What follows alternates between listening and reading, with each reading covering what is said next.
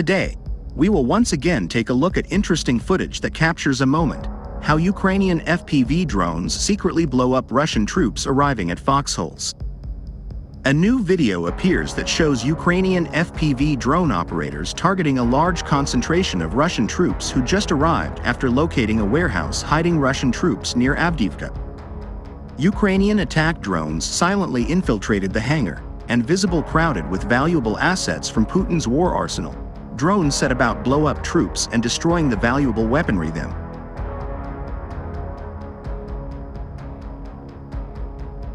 A team of volunteers manufacturing FPV kamikaze strike drones. They build batches of drones for the armed forces of Ukraine on a volunteer basis. Per website, they've given the Ukrainian military 35007 10-inch FPV drones since their project started. They produce kamikaze, bomber, and scout drones, with the focal point of the attack appears to be the rare Russian BMP-T Terminator tank, known for its fearsome capabilities on the battlefield.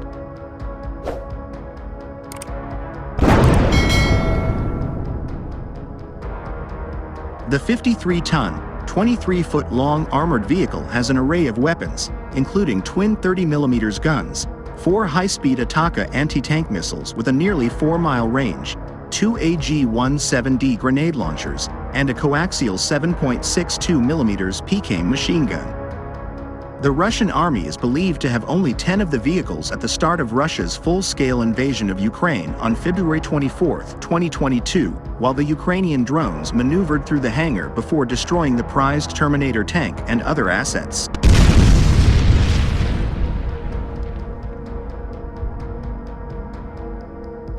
Other Russian equipment blown up included a BMP-3 infantry fighting vehicle, 2 T-72 tanks, and military trucks and vehicles. Since it launched its invasion of Ukraine, Russia has lost huge numbers of armored vehicles.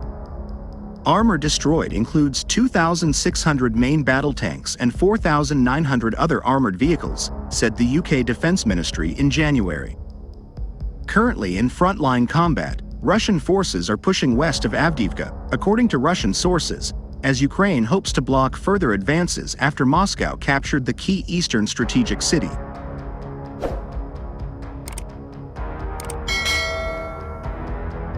Influential Russian military bloggers claimed that Moscow's troops advanced west of the village of Lastochkine. The U.S. think tank the Institute for the Study of War, ISW, wrote on Sunday. Russian sources also claimed the Kremlin had captured the village of Sivern, to the west of Avdiivka, and Stepov, northwest of the Russian-controlled city, the think tank noted, adding it couldn't independently confirm the reported advances.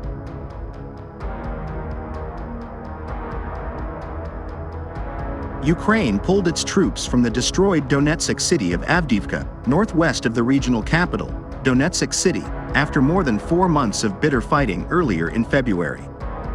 It was the first major victory for Russia since it captured the Donetsk city of Bakhmut after a long assault in May 2023.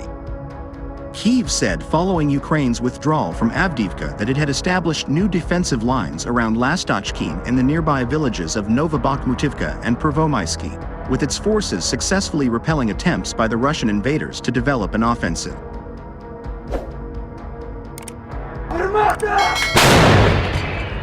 Ukrainian forces had relocated to the western edges of Lastochkine.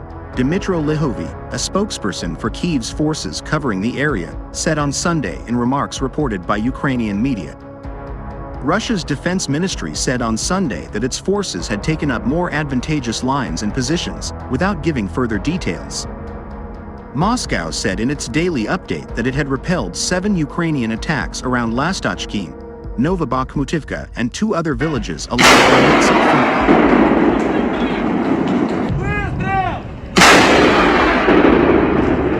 Ukraine's military said on Monday it had fought off 25 Russian attacks around Sivern, Stepov, and Lastochkine, as well as around the village of Berdichi, immediately west of Stepov, and Nevelski, southwest of Avdiivka. The withdrawal of Ukrainian troops was a significant blow to Kyiv just ahead of the second anniversary of all-out war in the country. Capturing Avdiivka was a strategic and symbolic victory for Moscow, with Russian troops raising flags in the former Ukrainian stronghold that weathered a decade on the front lines.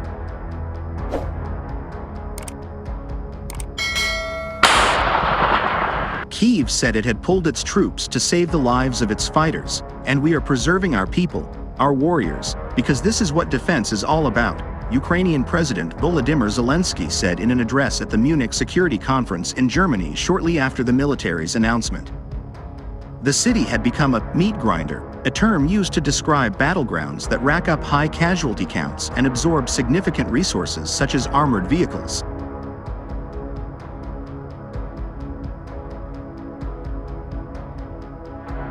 About 17,000 Russian soldiers were killed between October 10, 2023, when Russia launched its assault on the Donetsk city, and February 17, 2024, Ukraine's Lihovy said. A further 30,000 Russian fighters were wounded, while the commander of the Tavria Group, Brigadier General Alexander Tarnovsky, earlier said Russia had lost more than 47,000 troops in the fighting for the city.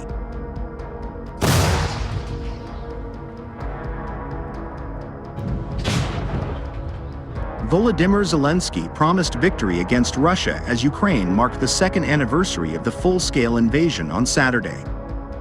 Speaking on the tarmac of Kyiv's Hostomel airport, where Ukrainian soldiers fought off Russian paratroopers in the opening days of the war, the Ukrainian president pledged that his forces would overturn recent battlefield defeats.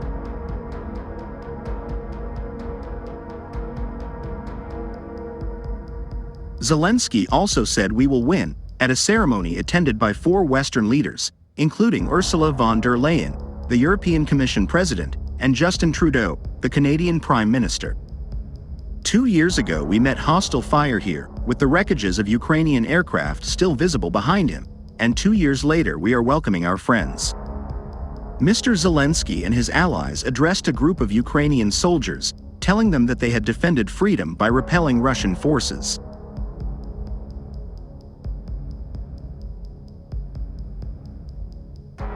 Russian military officials are trying to shift responsibility for war crimes committed in Ukraine to mid- and lower-level commanders, according to a new report by the Institute for the Study of War on February 24. According to ISW, the Russian leadership is likely concerned about the international repercussions of Russian war crimes and may even have reached out to Ukrainian POWs in response to recent international attention to Russian atrocities in Ukraine.